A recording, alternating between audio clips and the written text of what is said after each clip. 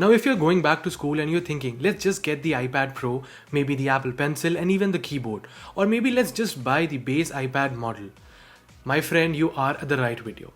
Hello and welcome back to the channel, guys. If you're new here, hi, my name is Arif, and today we are going to be talking about the iPad. If at all, it's a good option to add on with your laptop, or maybe just get the whole setup instead of your laptop. Now, I have been using the iPad for school for over a year and I have been loving the experience. When I was deciding whether I should buy a laptop or an iPad Pro setup, I actually went ahead and bought a laptop first and then chose the iPad 7th generation base model instead of the Pro setup. So now the main purpose of this video is me just talking about the whole iPad experience in general. I'm definitely not a tech reviewer, I'm just a random guy on the internet. Just take this as a random guy's advice. Now, the reason that I will focus more on the iPad 8th generation is because this device is actually capable of delivering everything that a student needs. Now, for display purposes, I'm going to be using the iPad 7th generation because I don't have the 8th generation. But yeah, the main focus will be on the iPad base model 8th generation. Now, with a starting price of 389 euros or 30,000 INR, the iPad 8th generation basically models a 10.2 inch Retina display, which actually feels like an A4 sheet. And along with that, you get the Apple Generation 1 pencil support and the smart connectors, which will connect to the smart keyboard that you can purchase from Apple.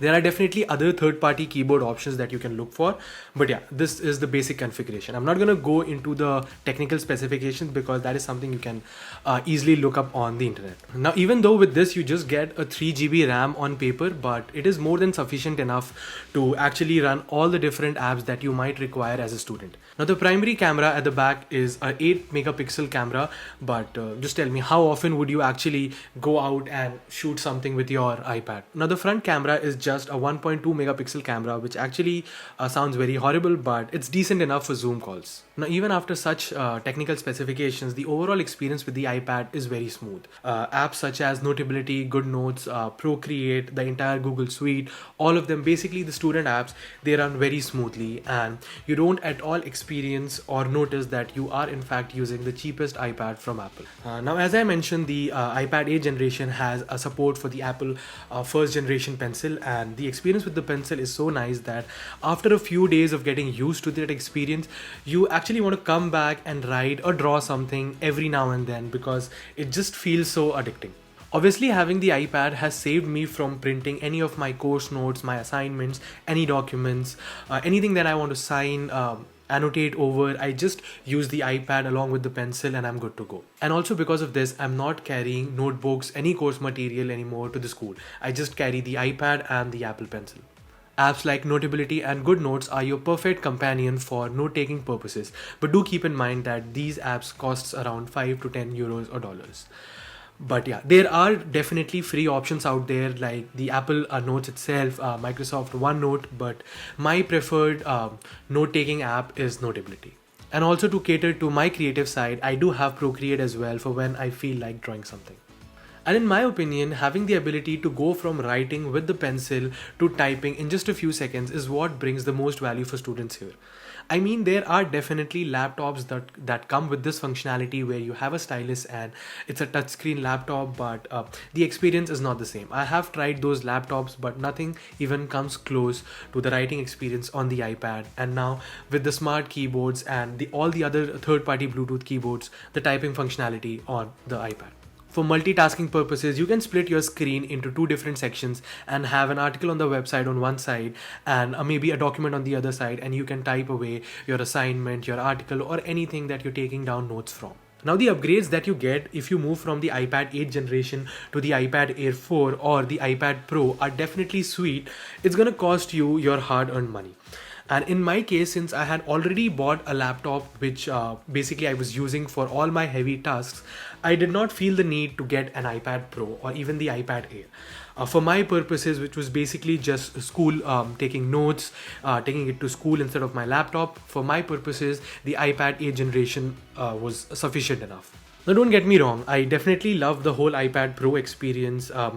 I love the second generation Apple Pencil and the features that it comes with, the double tap feature where I can assign it different functionalities depending upon the note-taking app that I'm using, or just the simple fact that I can stick it at the side of the iPad to charge it.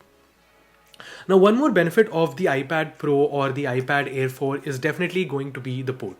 So instead of the Lightning port, these two actually have the USB-C Thunderbolt port where you can use your external devices such as your SSDs or even USB hubs. Now, even though the main purpose of this video is actually talking about the iPad experience at school, let's talk about the media consumption as well.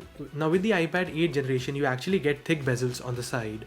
So even though the iPad 8 generation plus the iPad Air 4 or the iPad Pro with the 11-inch model are almost of the same side, because of the thick bezels, the screen on the iPad Air is smaller.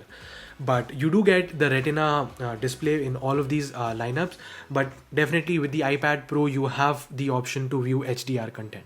Now the speakers on the iPad 8 generation are only on the bottom, so if you're watching something in a landscape mode, definitely the sound will you will experience the sound only coming from one direction, whereas the speakers on the iPad Pro are on the bottom as well as on the top, so it is a much richer experience when you are watching something on the iPad Pro. Now when it comes to the portability, the iPad 8 Gen, the iPad Air 4 and the iPad Pro 11-inch are almost of the same size and definitely very light and portable. The only difference comes when you are actually looking at the 13-inch iPad Pro.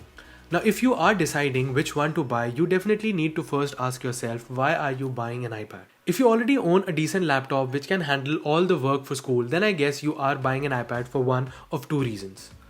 Either you have watched a lot of YouTube videos where people are making beautiful notes on Notability and GoodNotes, and you also want to do the same as soon as you start school. Or maybe you just want to have something nice and extra which you can use sometimes at school, or maybe watch Netflix or just use as a consumption device. Well, in this case, if you already own a decent laptop, then I'm definitely gonna recommend the iPad 8 generation and not the iPad Air 4 or the iPad Pro. If, however, you don't own a laptop and you're looking at the iPad to replace the whole laptop situation, then definitely look at the iPad Pro configuration. It definitely has all the computing power you will need for all the heavy applications that you might have required your laptop for. But do remember that some of the creative applications such as Adobe Premiere Pro or Final Cut Pro, these are not available for iPad OS yet. And obviously, if you are looking at the iPad Pro configuration to actually replace your whole laptop, you can definitely get the Apple Pencil and the whole Apple keyboard as well. Now overall, regardless of whichever one you buy, the iPad 8 generation, the iPad Air or the iPad Pro, it's definitely a good purchase. These things last a very long time, and even after 2 to 3 or 4 years of usage, these things experience almost no lag. So yeah, these were my thoughts on the iPad for school. If you did enjoy the video, do bless it with a thumbs up and also consider subscribing to the channel. As always, thank you for watching and I will see you in the next one. Bye bye.